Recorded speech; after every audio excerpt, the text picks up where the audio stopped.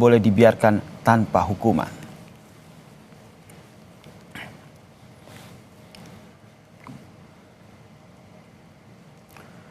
Di tengah perang Iran dengan Amerika Serikat Israel, serangan menyasar pasukan perdamaian UNIFIL di Lebanon, saudara. 1 anggota TNI gugur dan 3 lainnya luka-luka. Lalu bagaimana pemerintah Indonesia bersikap? Kita bahas bersama dengan mantan Kepala Badan Intelijen Strategis, Pak Soleman Ponto, dan Guru Besar Hukum Internasional Universitas Indonesia, Hikmahanto Juwana, yang telah bergabung bersama kami. Selamat petang semuanya. Selamat petang. Selamat petang. Ini pertanyaan yang sama ke Pak Ponto maupun ke Prof. Hikmah, tapi saya ke Pak Ponto dulu. Menurut Anda, apa langkah paling taktis yang harus dilakukan oleh pemerintah Indonesia di forum PBB untuk memastikan ada konsekuensi terhadap penyerangan yang mengakibatkan 1 prajurit kita gugur? Pertama-tama saya ucapkan dulu bela sungkawa atas meninggalnya 1 prajurit yang ada di UNIFIL sana. Semoga arwah beliau dapat tempat yang sesuai dengan amal ibadahnya. Lalu apa yang harus dilaksanakan oleh pemerintah ini? Tentunya pertama-tama menyelidiki apakah serangan itu memang serangan diarahkan ke situ ataukah ke tempat lain. Dan kalau itu memang diarahkan ke tempat situ, tentunya harus mengajukan protes kepada di Dewan PBB. Karena pasukan PBB itu memiliki imunitas, sehingga kalau memang itu serangan diarahkan ke sana, pemerintah harus melaksanakan protes keras begitu. Baik, protes keras harus disampaikan. Prof, seperti apa tanggapan Anda? Yang ada apa yang dilakukan oleh Kementerian Negeri melalui kita mengingatkan dari Israel serangan ke Lebanon dengan dari apa yang oleh Menlu menyebut kata Irak. Padahal kita sudah tahu serangan ini. Mohon maaf Pak Prof. Hikmah, mohon maaf saya potong terlebih dahulu. Nampaknya ada gangguan audio. Mohon diperbaiki terlebih dahulu, Prof. Hikmah. Oke, saya ke Pak Soleman Ponto lagi. Oke, saya ke Pak Soleman Ponto sambil memperbaiki jaringan komunikasi kita dengan Prof. Hikmah. Pak Soleman Ponto, protes keras ini harus dalam bentuk apa? Karena tidak bisa begitu. Bentuk konkret apa yang menurut Anda harus dilakukan oleh pemerintah Indonesia? Surat itu kan nanti dari Kementerian Luar Negeri akan memberikan kirim surat kepada PBB untuk bentuk protes itu. Itu ada surat diplomatik ke sana begitu. Kemudian? Ya disampaikan aja itu surat diplomasi dari Menteri Luar Negeri kepada PBB ke sana. Bahwa kami memprotes keras atas serangan apabila benar serangan itu memang diarahkan kepada pasukan pengawal PBB. Padahal pasukan perdamaian PBB ini kan untuk perdamaian. Mengapa diserang kalau betul-betul itu diserang?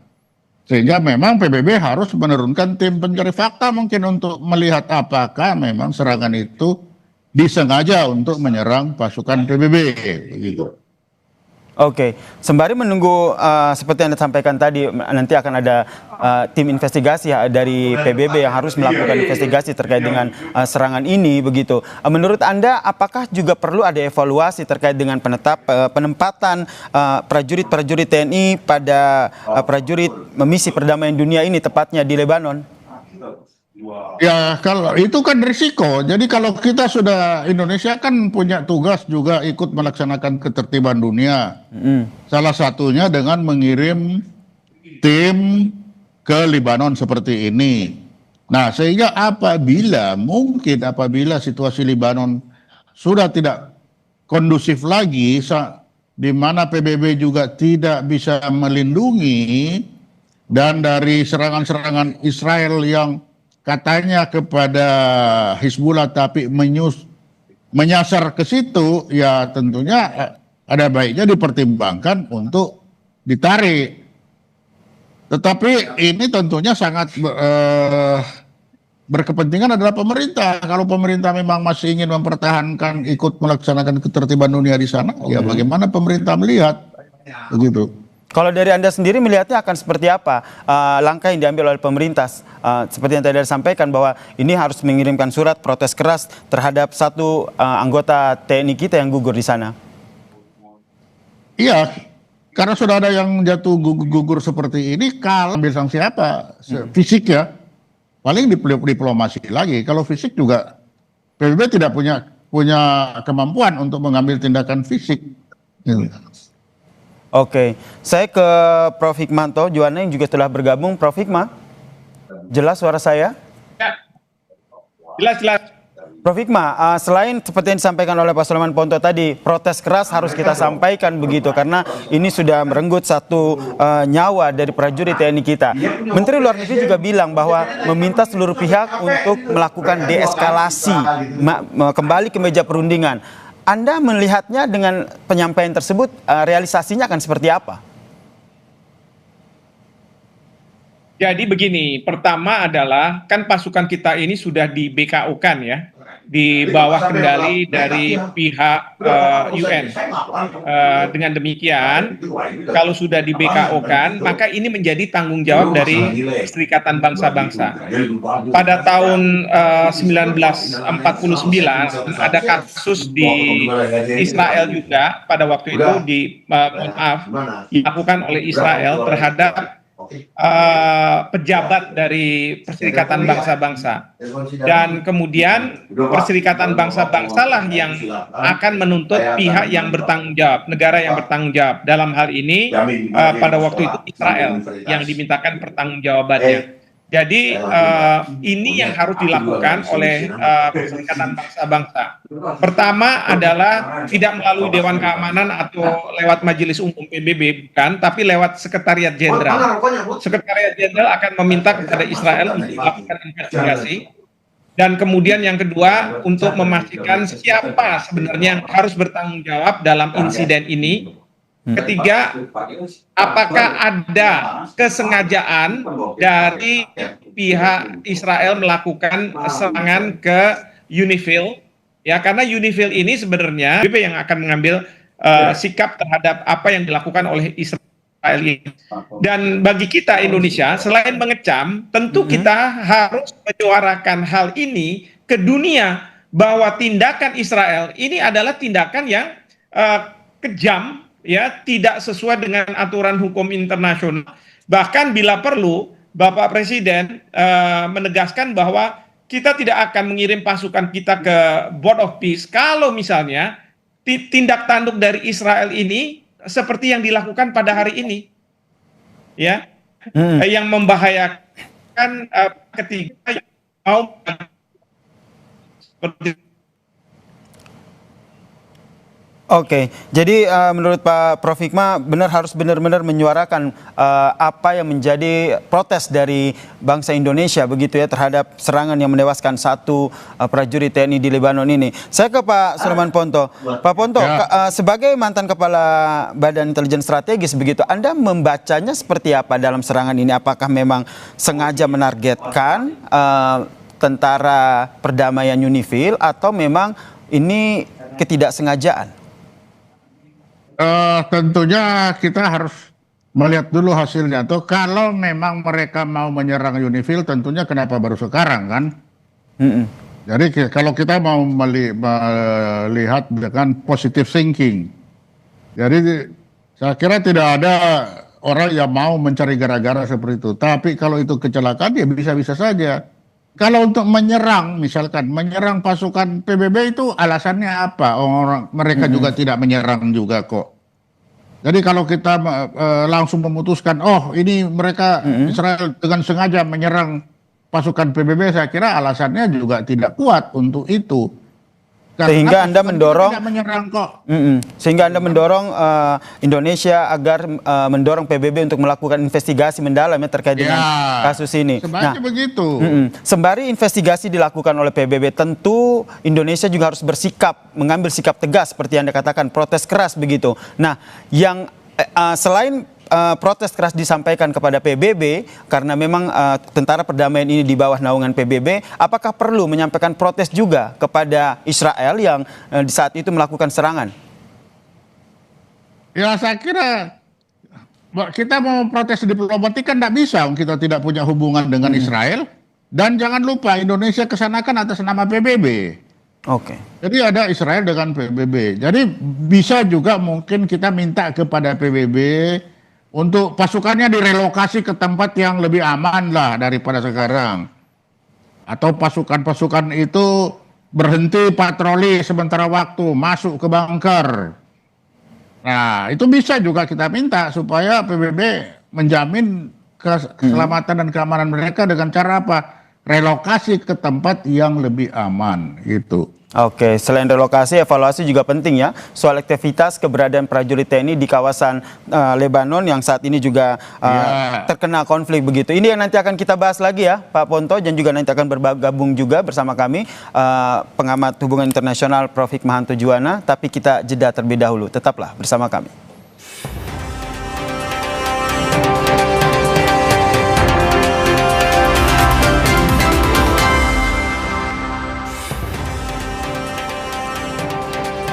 Saudara, pihak keluarga di Kulon Progo, Yogyakarta menyiapkan kedatangan jenazah almarhum Praka Fahrizal yang gugur akibat serangan Israel di Lebanon. Praka Fahrizal terkena pecahan artileri saat sedang bertugas. Suasana duka, saudara, menyelimuti kediaman orang tua Praka Fahrizal Ramadan di Pedukuhan Ledok, Sidorejo Lendah, Kulon Progo, Yogyakarta. Sejumlah tetangga berdatangan untuk melayat. Praka Fahrizal merupakan personel Yonif 113 Jaya Sakti yang gugur saat menjalankan misi perdamaian di Lebanon. Almarhum terkena pecahan artileri saat Israel menyerang Lebanon Selatan. Praka Fahrizal, saudara, meninggalkan satu orang anak dan istri yang masih berada di asrama militer Aceh. Menurut pihak keluarga, saudara, almarhum akan dimakamkan di kampung halaman di Kulon Progo. Ceritanya kena bom itu di mana? Di Lebanon. Rencana dimakamkan di sini benar atau? Ya, di sini dimakamkan, mau di sini kan tadi dari Kodim sudah tanya. Besok nanti makamnya di makam pahlawan atau di makam umum. Nah, saya matur sama keluarga makamnya di umum. Masih bergabung bersama kami dalam dialog ini, saudara, mantan Kepala Badan Intelijen Strategis Sulaiman Ponto dan juga Guru Besar Hukum Internasional Universitas Indonesia Hikmahanto Juwana. Saya ke Prof. Hikmah begitu. Baik Pak Prof. Hikmah maupun Pak Sulaiman Ponto sepakat protes keras harus kita sampaikan kepada PBB karena UNIFIL ini di bawah naungan PBB. Tapi menurut Anda, Prof, apa langkah yang juga harus diambil oleh Indonesia untuk menyampaikan protesnya, kecamannya terhadap Israel yang menyerang Lebanon ini? Ada 3 hal yang kita harus lakukan. Kemarin atau hari ini sudah ada kecaman dari Kementerian Luar Negeri terhadap serangan yang dilakukan oleh Israel, begitu ya. Dan ini kita perlu investigasi, seperti pada waktu pihak Amerika Serikat melakukan serangan ke sekolah anak-anak perempuan di Iran, itu kan juga mereka minta untuk dilakukan investigasi. Bahkan netizennya atau mungkin hackers dari Iran itu bisa menemukan siapa pelaku dari Amerika Serikat ya yang melakukan tindakan ini. Nah, ini bisa kita lakukan seperti itu. Pertama, ya memang tidak resmi, tetapi yang resmi pasti kita melakukan kecaman terhadap Israel. Hal yang kedua yang bisa dilakukan adalah kita memberikan pressure ya bahwa karena kita sekarang adalah anggota dari BOP dan Bapak Presiden mengatakan bahwa kita akan menyumbang pasukan, kita akan katakan kita tidak akan menyumbang pasukan. Kalau misalnya tindak tanduk Israel seperti ini, tidak bisa menjamin mereka-mereka yang ada dalam pasukan perdamaian, katakanlah begitu, yang kalau di BOP nanti mungkin juga bukan pasukan perdamaian, tapi pasukan BOP yang kita diberi mandat tetapi tidak bisa dijamin ya perilaku kelakuan dari Israel ini. Kita bahkan kalau perlu mengatakan pada Presiden Trump kita tidak akan menyumbang pasukan. Kalau saya dari sejak awal mengatakan kita sebaiknya sudah keluar saja dari Board of Peace. Karena ya seperti ini, kelakuan Israel ini seperti ini. Dan yang ketiga yang kita perlu lakukan adalah kita harus membangun koalisi ya untuk menekan Israel. Karena Israel ini adalah pihak yang membuat Amerika Serikat melakukan serangan ke Iran. Israel ini yang memastikan agar mediasi atau Amerika Serikat keluar dari perang di Iran ini tidak terjadi dengan cara dia menyerang terus Iran. Jadi kita harus berkoalisi dengan negara-negara yang meminta Israel untuk bisa tanda kutip ya, dikendalikan terutama oleh Amerika Serikat. Ini yang kita harus lakukan seperti itu. Pak, seperti yang dikhawatirkan oleh Pak Soleman Ponto begitu, nanti sanksinya itu hanya berupa teguran. Menurut Anda bagaimana? Ya, memang kalau misalnya kita kalau lewat ke PBB, itu seperti tadi saya katakan mungkin tidak terdengar dengan baik. Di tahun 1949 itu ada opini dari ICJ, International Court of Justice, yang mengatakan bahwa Perserikatan Bangsa-Bangsa sebagai entitas atau subjek hukum internasional itu bisa mengajukan permintaan pertanggungjawaban dan kemudian yang kedua minta ganti rugi terhadap apa yang terjadi terhadap pejabat PBB walaupun dia berkewarganegaraan dari suatu negara kepada pihak yang melakukan suatu kesalahan. Dalam hal ini yang tahun 1949 itu adalah Israel. Pada waktu itu. Jadi ini mirip seperti itu. Kita harus dorong PBB untuk mau sampai pada titik dia harus mendapatkan kompensasi dari pihak Israel. Tentu harus didahului dengan investigasi-investigasi siapa yang bersalah dan lain sebagainya sampai kemudian juga menemukan orang yang bersalah dan minta untuk yang bersangkutan itu dihukum. Kira-kira seperti itu. Dengan posisi PBB saat ini, Prof, dengan posisi PBB saat ini, kemudian jika dibandingkan dengan Israel yang selalu dapat backingan dari Amerika Serikat, kemungkinan itu akan terjadi atau kalau secara realistis, wah ini kemungkinannya kecil juga? Kalau menurut saya ini agak berbeda ya, karena ini tidak melalui proses di Dewan Keamanan PBB, tetapi melalui Sekretariat Jenderal Perserikatan Bangsa-Bangsa. Karena pasukan perdamaian ini setelah ada mandat dari Dewan Keamanan PBB, itu kemudian diturunkan komando operasionalnya itu ke Sekjen PBB kemudian ke Panglima dari pasukan perdamaian. Jadi ini harusnya bisa dilakukan. Baik, dan pemerintah Indonesia kita harus dorong supaya Sekjen mau melakukan ini. Ini harus kita dorong bersama begitu ya. Dan tentu saja dengan kejadian ini kita berharap tidak ada lagi begitu prajurit perdamaian yang ada di Lebanon dari Indonesia yang menjadi korban lagi. Kalau dari Pak Soleman Ponto sendiri, Anda melihatnya perlu adanya evaluasi sehingga kita perlu menarik sebuah prajurit perdamaian yang tengah bertugas di Lebanon? Saya kira itu sangat tergantung dengan PBB ya dalam penempatan personil. Nah, bagi Indonesia hanya satu, kalau kita memang ikut melaksanakan ketertiban dunia, kita mengirim itu pasukan. Nanti di sana dia ada di mana dan bagaimana, itu adalah urusan PBB. Jadi PBB lah yang harus bisa bertanggung jawab keamanan dari pasukan yang dia kirim ke sana. Jangan lupa pasukan kita itu bukan pasukan Indonesia, tapi kan pasukan PBB yang berasal dari Indonesia, begitu. Baik, sehingga perlu ada evaluasi begitu ya, tergantung dari bagaimana nanti yang dilakukan oleh PBB. Sebenarnya dari Pak Soleman Ponto sendiri, sepengetahuan Anda, aturan pengamanan dalam penempatan pasukan perdamaian di tengah daerah konflik seperti di Lebanon saat ini, itu seperti apa? Itu PBB sudah punya standar operation prosedur ya, dia taruh di tempat-tempat yang memang aman, di mana tempat-tempat yang tidak diserang, tidak akan atau kecil kemungkinan diserang oleh Israel seperti itu, tempat pemukiman penduduk. Nah, tetapi ya peluru itu tidak punya mata, dia suka-suka jalan sendiri. Nah, ini seperti ini yang terjadi. Tapi yang jelas tentunya PBB sudah memperhitungkan tempat-tempat itu aman untuk semua personil. Tapi ketika ada perkembangan di lapangan, ya itu risiko. Nah, tapi itu bukan berarti gara-gara itu kita langsung tarik pulang. Tidak begitu lagi. Karena kita sudah bersepakat untuk ikut melaksanakan ketertiban dunia sebagaimana disebutkan di dalam Undang-Undang Dasar kita. Begitu. Baik, kalau dari Prof. Hikmah sendiri, langkah tahapannya akan seperti apa yang menurut Anda perlu dilakukan oleh pemerintah Indonesia sehingga betul pasukan tentara Indonesia yang bergabung dalam pasukan perdamaian ini dijamin keamanannya? Ya, yang pasti saya setuju dengan Pak Ponto ya, karena kita tidak bisa secara sepihak menarik pasukan kita atas peristiwa ini. Tetapi ini merupakan domain dari Perserikatan Bangsa-Bangsa, di mana dia adalah komando yang bisa menggerakkan pasukan kita.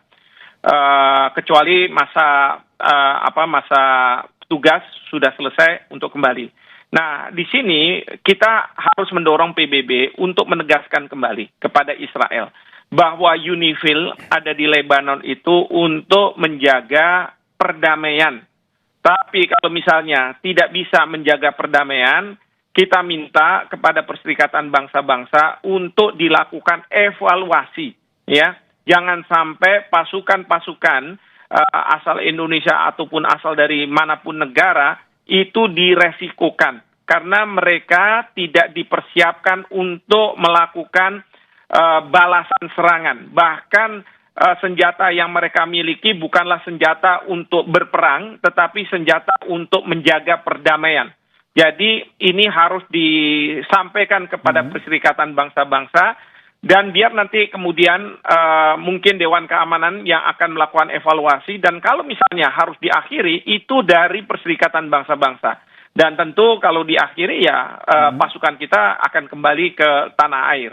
Sekali lagi pasukan kita ada di Lebanon untuk menjaga perdamaian dan tidak dilengkapi untuk kemudian berhadap-hadapan dengan Israel.